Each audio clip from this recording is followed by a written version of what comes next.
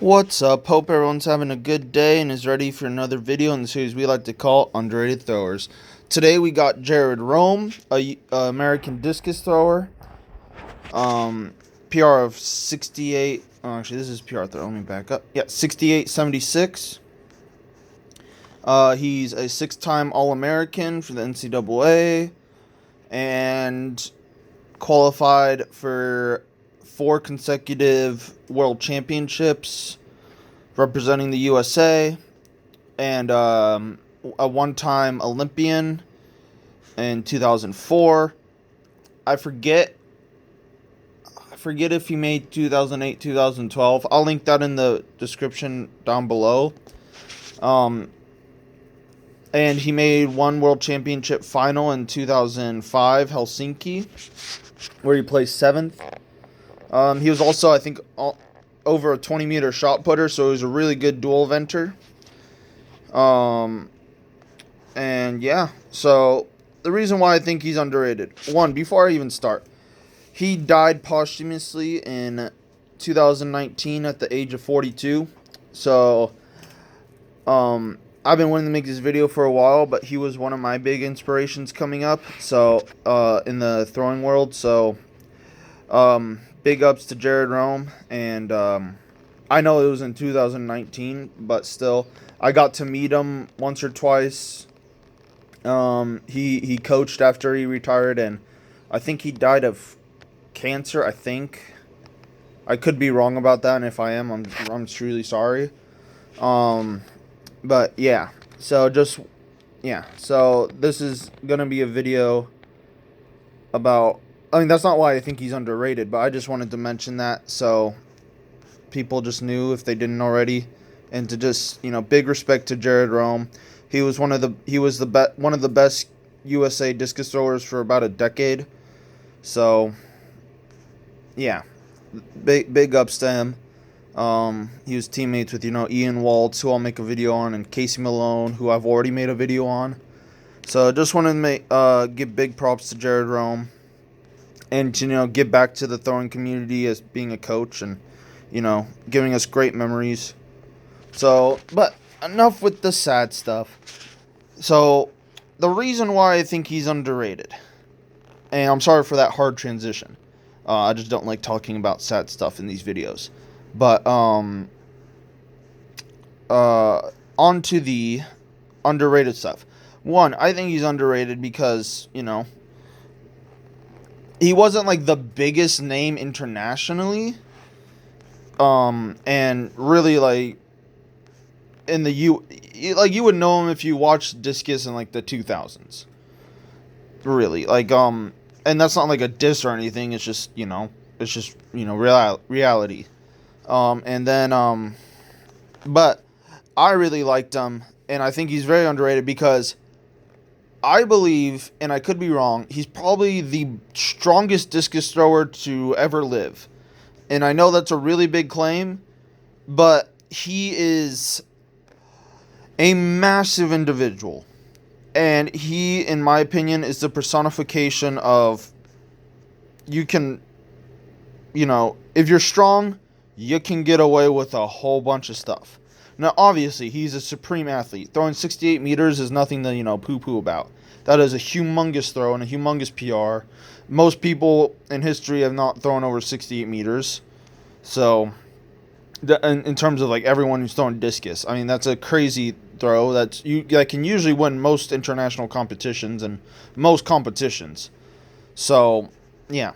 But I also think he's underrated because he changed his technique a lot. Later in his career, he decided to actually get a high point, and like a more exaggerated high point, which bumped up his PR, I think, from like 65 to 68. It dramatically increased. So I think he's a very good lesson, and no matter how old you are, how far you are in your career, you can still learn how to throw better. And I'm not saying his technique was bad or anything before. It just improved. He took time to actually improve on his technique. So I really like that, and I think that's very admirable.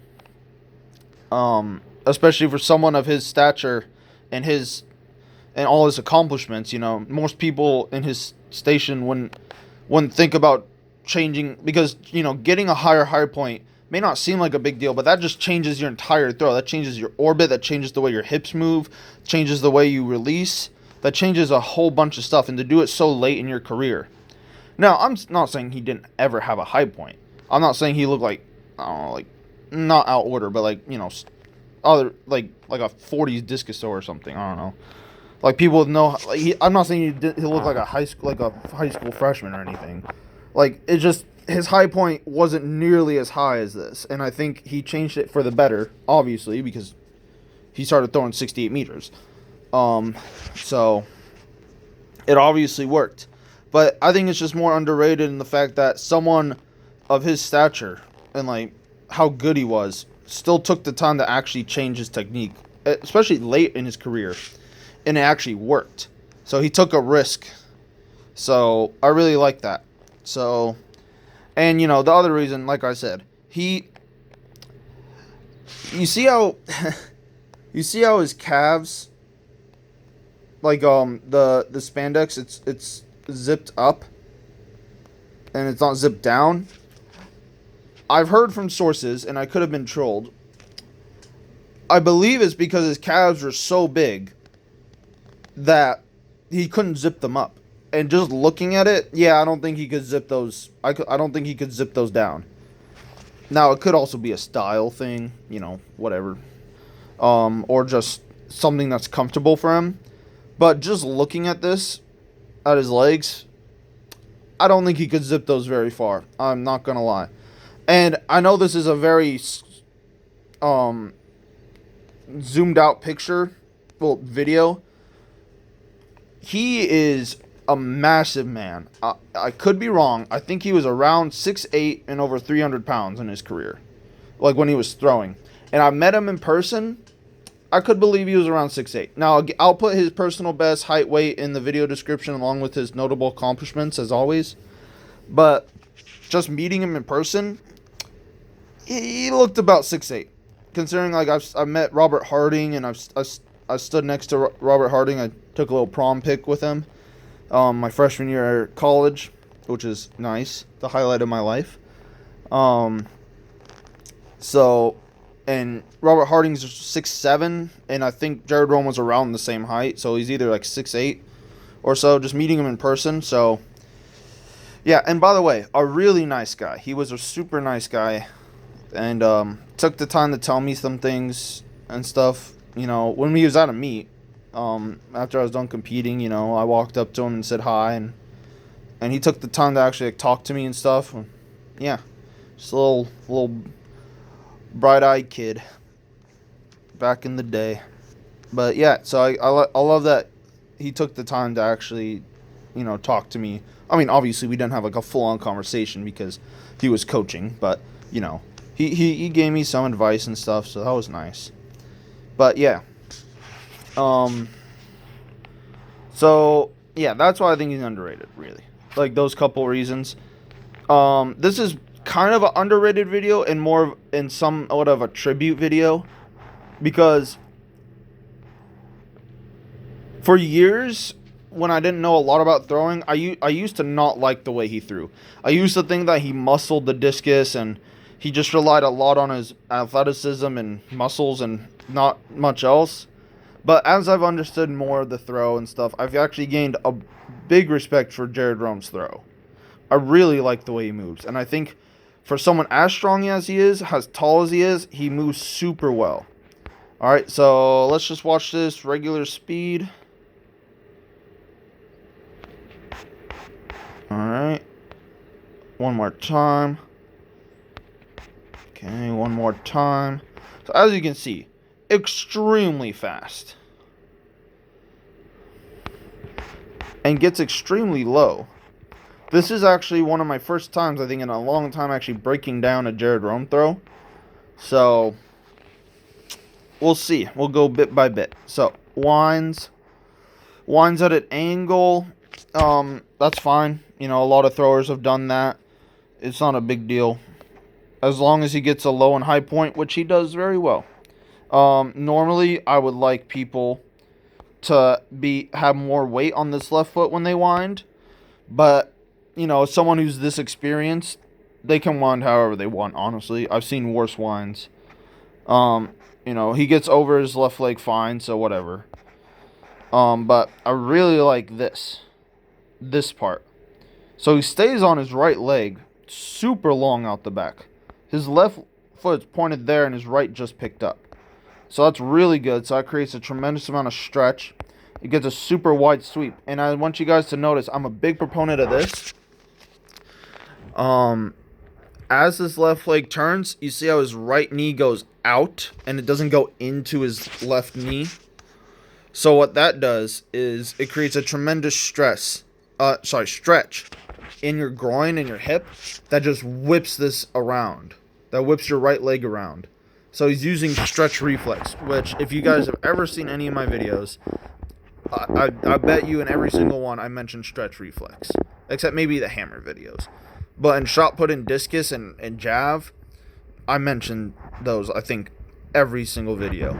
So, yeah. But, to give you guys, if you guys have never seen my videos, stretch reflex is basically when you stretch a muscle and then to the point where it has to release, it creates a big snap and a big whipping motion. Because as your muscles stretch, the more tension they're under, the more they're gonna when you release the tension, they're gonna go back really fast. They're gonna contract and go really fast. It'll create an elastic effect. So what that will do, basically, is make you a lot snappier and a lot whippier. All right, and a lot less reliant on muscles. It's the reason why Tom Walsh, Zane Weir, Adam Nelson can throw so far, while being not very strong, really, compared to how far they throw. Adam Nelson was really strong, but considering he was only 260, throwing 22.51, like that's crazy considering how much he weighed. Same thing like Zane Weir and Tom Walsh. It's the reason why they look so explosive, which they are very explosive, but they're also using stretch reflex. That's why they get into such contorted positions and are really mobile. And it's even more important, honestly, in discus. Because, it's easier to create a stretch in your pec and all that, in your upper body in a discus, rather than in shot put. It's a lot easier to feel a stretch reflex. So it's kind of, you want to think about like a rubber band. When you stretch a rubber band, the longer time under tension and the further back you go, when you release it, the more power it's going to have going back and snapping back into position, because your muscles want to go back into where they were, into their rest state. All right, so yeah, to sum up, stretch reflex basically makes you super whippy, all right, and super elastic. To give you a quick summation, I didn't mean to give you a kinesiology lecture, but yeah. That's the gist of it. I don't know if I didn't explain that well. I'm not a professor of kinesiology, just read a book or something about it. I don't know. But the important thing is it's a really good thing to use in throwing and just sports in general. So, and that's why, throwers, contrary to some people's beliefs, have to be extremely mobile. All right? Just like every elite athlete, you have to be extremely mobile. Especially when you're super big, it's hard to not be mobile. That's why you see people like strongmen, who are supreme athletes in their own right. You tell them to, touch their toes and stuff. I bet you a lot of them probably can't. Also probably because they have big bellies and, it's hard to go past that. But, they give you a prime example. Eddie Hall. There's videos on his YouTube channel. Who, and if you guys don't know, he's the 2017 World's Strongest Man. And I'm not going to get into deadlift controversy, whatever. He was the first person to ever deadlift over 500 kilos. Well, 500 kilos. He's done a couple of videos trying all the throwing events. And I'll tell you right now, I can throw just further in just about any of them than him. And he's probably double my body weight, and I am nowhere near as strong as him, But the one thing I do have is that I'm more mobile than him and more fluid than him. And, I actually know how to do the sport. But we'll just glance over that. But, I mean, like, just being big and strong is not enough to throw far. All right? So, you have to be athletic and you got to be mobile and you got to understand how to move your body certain ways. Your body wants to move ways, your body doesn't want to move ways. If that makes sense. So, you just got to figure out what works for you. But in general, if you're mobile enough, and usually women are really good at this just because in general women are more mobile than men, especially in their hips. It's a lot easier for them to do this. So, yeah. I realized I've just spent about 10 minutes talking about the back of the ring. I didn't mean for this to be a lecture about how to go out the back of the ring. So let's actually get back to the video. So, in summation, I really like what he does here. So let's continue. So it gets a really wide sweep, discus far back. Gets a really nice shin angle here, which is really nice. And then right here, gets really good. Now this is one of the parts I never really liked about Jared Rome. And honestly, I'm starting to see a little bit of kind of similarities, and not really, to Christian Che. In terms of the discus kind of catches up to his hip. But then when he lands in his power position, or stand throw, it's super far back. So, in general, and normally I teach people to just keep it far back because it's just easier to do that. But if this is more comfortable for people, as long as they land with the discus behind them, if it works for Christian Che and it works for Jared Rome, I can't say it's wrong. I can't say people throwing 68 and 71 meters, are wrong, really. It's just a different way of throwing. So, yeah. As long as, it's behind you when you land in your stand throw and you're under tension, why not? Because at the end of the day, the most important part to be under tension is the release and your stand throw. So, yeah, that's the most important part in the throw, really, because, you can do everything right. And I'm speaking from personal experience.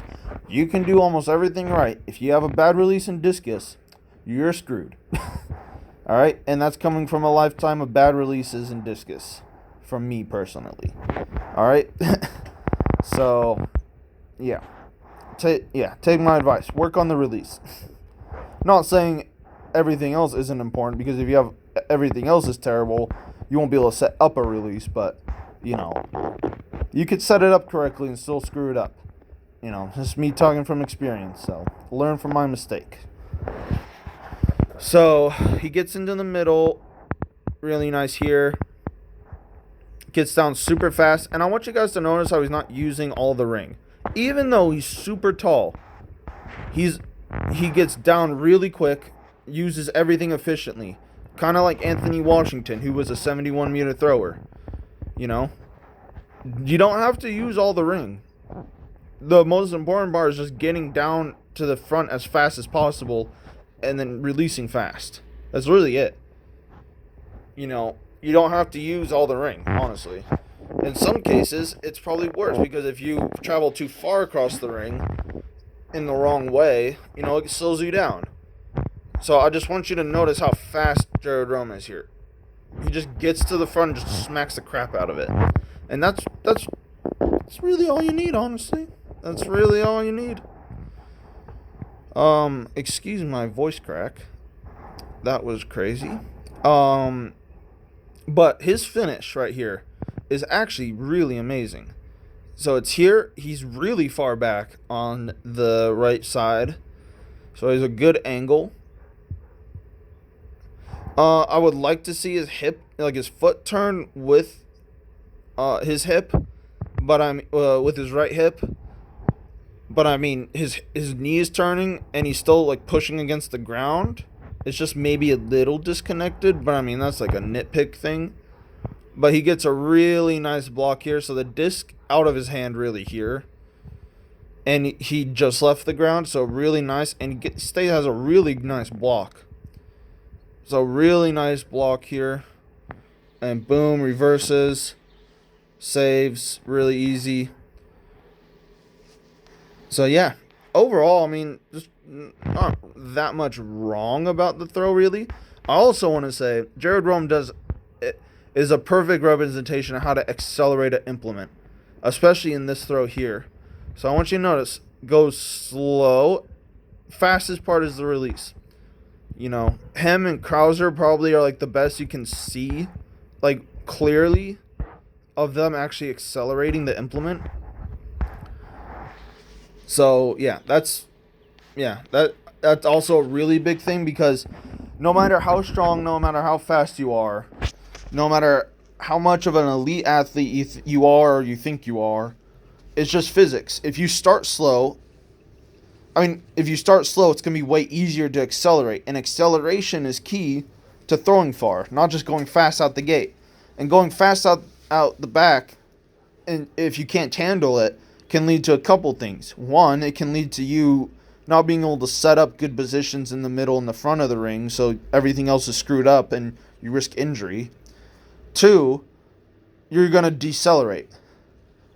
Because, you know, if you can't accelerate from out the back, you're going to decelerate. All right? Because nobody can maintain the same speed. The throw happens really in like 2 seconds, really. Maybe a second. Like, you have to generate the power of a 100-meter sprinter out of blocks to a release. Just like that. So that takes a tremendous amount of explosiveness and speed and balance and athleticism in the span of like 1 to 2 seconds, really. So if you start really fast and you can't accelerate from that, you know, you're going to just decelerate. I mean, it's just physics. It's just, you're going to decelerate, or you're going to just go the same speed if you're like a crazy athlete. But that also does you no good if you just go the same speed. You know, it's also just much easier just to start slower. You know, and as you get better and better, you can start picking up the speed out the back, and then you can start handling the positions. You know, like out the back, like he's still like relatively like fast, but he can still accelerate from that. You know, so that's something to keep in mind too for newer throwers, because a lot of throwers I see just like to go fast. That's it. And they just blow through positions, and they don't actually work the implement, and they don't actually use their body. They're just kind of flailing around. So, you know, I know physics is boring and stuff, but you know what's not boring? Throwing far. And physics can help you with that. Now, I'm not a physicist, but I know enough to get by and know how to throw far. Or know how to get people to throw far. I don't really throw very far. But, yeah, whatever. But, yeah. So, I don't know why I gave you a physics lesson, and I don't know why I gave you a kinesiology lesson in this video. I know that probably took up about 20 minutes of this entire video, and we didn't really spend much time on his technique, but that's also because, you know, there's nothing really, like, egregiously wrong with his technique, honestly. He just does things right, and just does things that work for him. But, yeah, so I hope you guys enjoyed. I hope you guys gained some respect and know who Jared Rome is now. And again, I'll link his personal best, height, weight, and notable accomplishments in the video description. And have a good day. Thanks for watching.